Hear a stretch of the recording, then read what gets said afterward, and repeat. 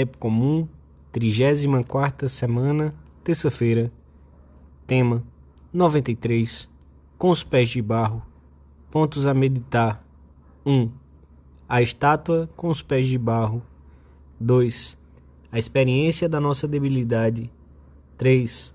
A nossa fraqueza, ocasião para que Deus mostre o seu poder e a sua misericórdia. Pelo sinal da Santa Cruz, livrai-nos Deus, nosso Senhor, dos nossos inimigos. Em nome do Pai, do Filho e do Espírito Santo. Amém. Meu Senhor e meu Deus, creio firmemente que estás aqui, que me vês, que me ouves. Adoro-te com profunda reverência. Peço-te perdão dos meus pecados e graça para fazer com fruto este tempo de oração. Minha Mãe Imaculada, São José, meu Pai e Senhor, meu anjo da guarda, intercedei por mim.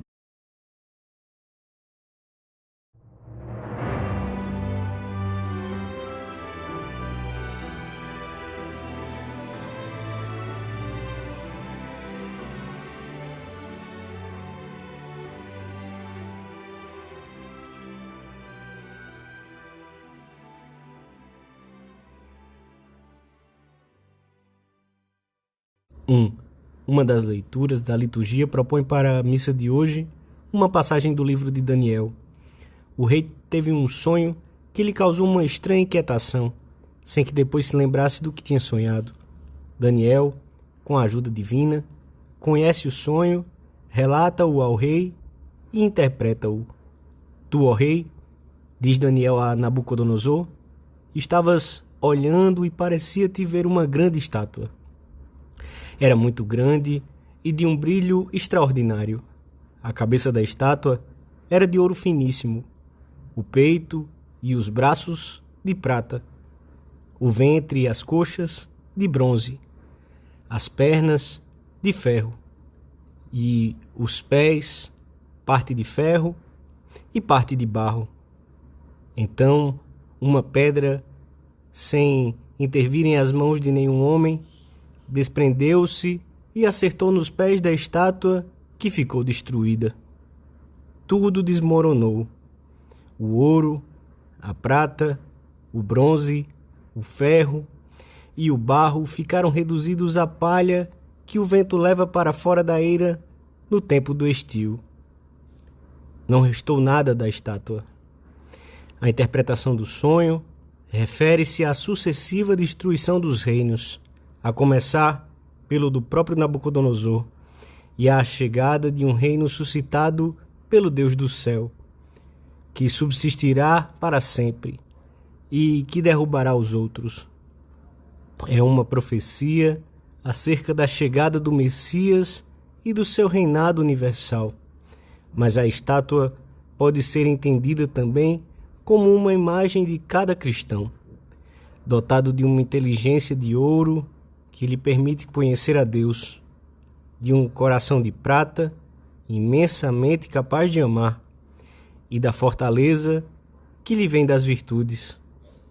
Mas terá sempre os pés de barro e correrá o risco de cair ao chão se esquecer dessa fragilidade de base, da qual, por outro lado, tem farta experiência.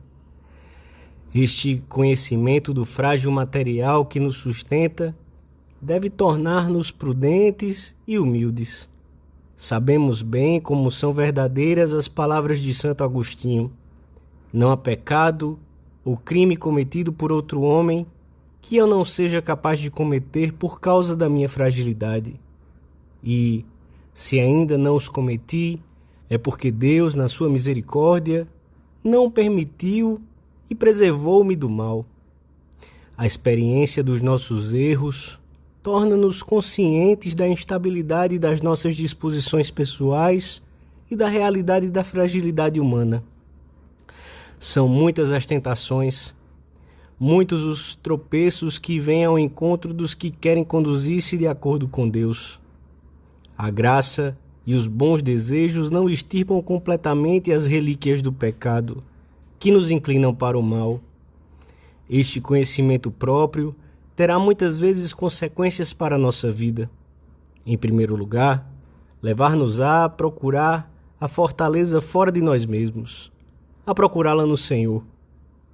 Quando desejavas poder unicamente pelas tuas forças, Deus te fez débil para dar-te o seu próprio poder, pois não és mais do que debilidade. Essa é a realidade. Por isso, é necessário invocar o Senhor sem descanso, com uma fé rija e humilde. Senhor, não te fies de mim. Eu, sim, é que me fio de ti. E ao vislumbrarmos na nossa alma o amor, a compaixão, a ternura com que Cristo Jesus nos olha, porque Ele não nos abandona, compreenderemos em toda a sua profundidade as palavras do apóstolo. A virtude se fortalece na fraqueza. Com fé no Senhor, apesar das nossas misérias, ou melhor, com as nossas misérias, seremos fiéis ao nosso Pai Deus e ao poder divino, e o poder divino brilhará, sustentando-nos no meio da nossa fraqueza.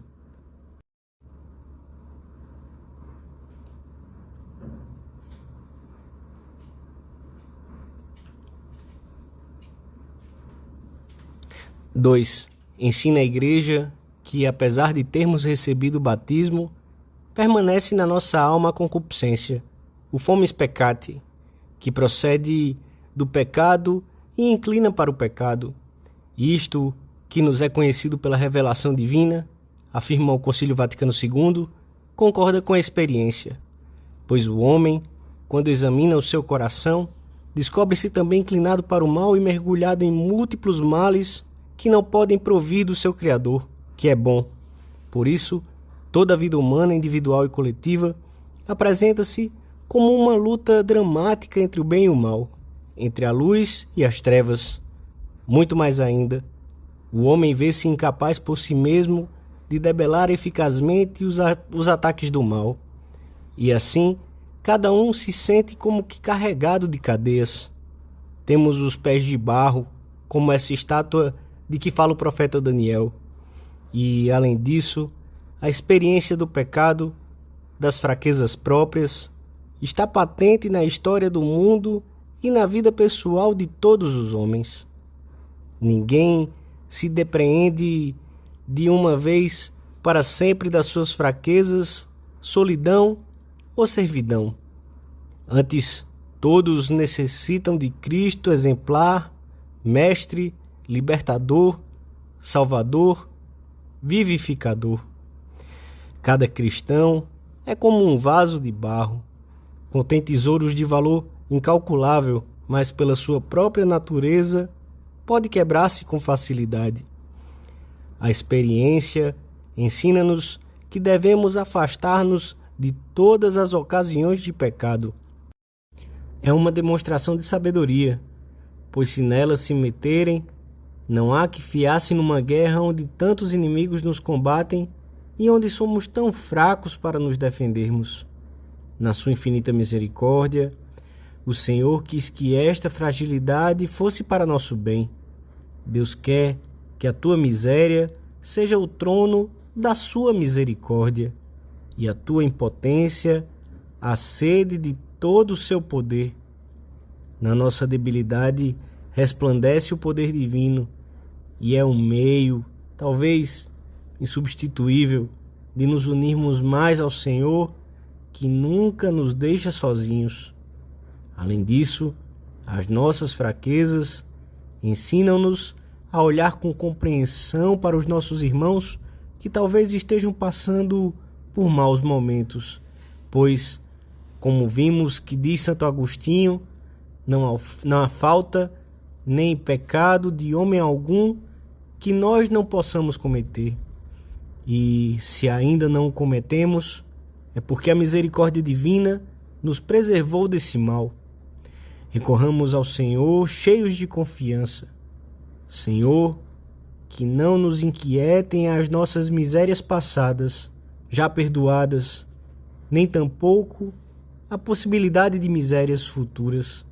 Que nos abandonemos nas tuas mãos misericordiosas, que levemos à tua presença os nossos desejos de santidade e apostolado, que latejam como brasas sob as cinzas de uma aparente frieza. Senhor, sei que nos escutas. Diz-lhe isso tu também.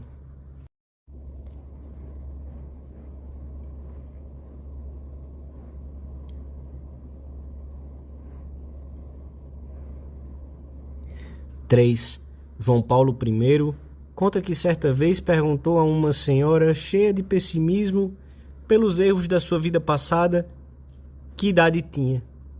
Ela respondeu-lhe que tinha 35. 35? Exclamou o pontífice.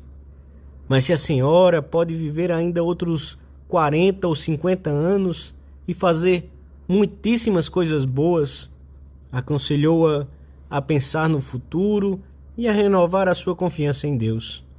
E acrescentou: citei-lhe então São Francisco de Sales, que falava das nossas queridas imperfeições, e expliquei-lhe: Deus detesta as faltas, porque são faltas, mas, por outro lado, ama-as, em certo sentido, enquanto lhe dão, a ele, ocasião de mostrar a sua misericórdia e a nós de permanecermos humildes e também de compreendermos e de nos compadecermos das faltas do próximo. Se alguma vez o conhecimento das nossas fraquezas se torna mais vivo, se as tentações se encrespam, devemos ouvir como o Senhor também nos diz: basta-te a minha graça, porque é na fraqueza que o meu poder se manifesta por completo. E com São Paulo poderemos dizer: portanto, de boa vontade me gloriarei nas minhas fraquezas, para que habite em mim o poder de Cristo. Por isso, alegro-me nas minhas enfermidades, nas afrontas, nas necessidades, nas perseguições, nas angústias por amor de Cristo, porque quando sou fraco, então sou forte, com a fortaleza de Deus. Ainda que sintamos que temos os pés de barro, alcançaremos uma grande confiança se considerarmos os abundantes meios sobrenaturais que o Senhor nos deixou para que vençamos. Ficou no sacrário, deu-nos a confissão para recuperarmos a graça perdida e para aumentarmos a resistência ao mal e a capacidade para o bem. Dispôs que um anjo nos guardasse em todos os nossos caminhos. Contamos com a ajuda extraordinária da comunhão dos santos, do exemplo de tantas pessoas que procuram comportar-se como filhos de Deus. Temos, sobretudo, a proteção de Maria, Mãe de Deus e Mãe Nossa, refúgio dos pecadores, nosso refúgio, a quem agora recorremos pedindo que não nos abandone. Dou-te graças, meu Deus, pelos bons propósitos, afetos e inspirações que me comunicaste nesta meditação. Peço-te ajuda para os pôr em prática. Minha Mãe Imaculada, São José, meu Pai e Senhor, meu anjo da guarda, intercedei por mim.